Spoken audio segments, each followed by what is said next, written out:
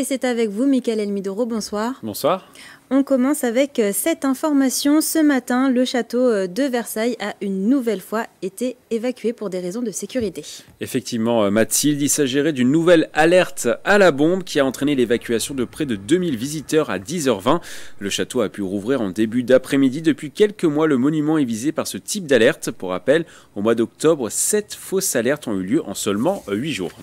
On va parler de politique à présent et notamment de la loi immigration. La loi immigration a été adoptée hier soir. Ce texte prévoit d'instaurer des quotas migratoires et des cartes de séjour délivrées automatiquement pour les métiers en tension, tels que le secteur du bâtiment et de l'aide à domicile. Les négociations autour de cette loi ont été agitées. Dans les Yvelines, tous les députés de la majorité ont approuvé ce texte, sauf Nadia Hay. Elle estime que la proposition finale de la loi est trop ferme et trop peu sensible aux problématiques vécues par les personnes étrangères. Et la plateforme Parcoursup a rouvert ce midi. Oui, mais attention, les choix d'orientation se feront seulement à partir du 17 janvier.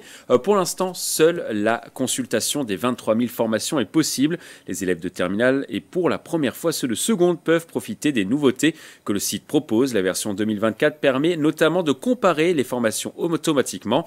Vous retrouverez également sur le site les dates des prochaines portes ouvertes qui vous intéressent.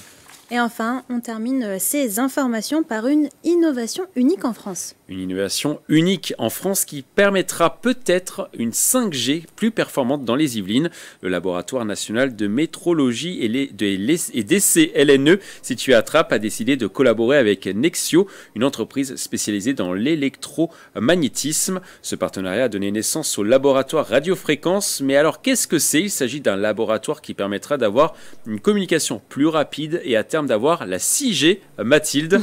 Plusieurs secteurs sont concernés, dont l'industrie, le médical, le transport ferroviaire, aéronautique et l'automobile. Eh bien, merci beaucoup, Michael Elmidoro, pour toutes ces informations. Et comme d'habitude, si vous aussi, vous voyez une image ou une information qui vous a marqué près de chez vous, n'hésitez pas à nous la partager sur les réseaux sociaux en utilisant le hashtag 78news.